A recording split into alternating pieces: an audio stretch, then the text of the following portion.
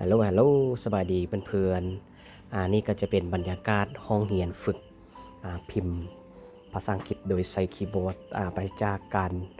เบิ่งแป้นพิมพ์เนาะอันนี้ก็จะเป็นน้องๆที่เรียนอยู่ศูนย์ภาษาอังกฤษรีออดบ้านพันล่วงแขวงหลวงพระบางเนาะตอนแรกๆเขาเจ้าเข้ามาก็บ่ฮู้ขั้นตอนในการวางมือเนาะบ่ฮู้ว่านิ้วใด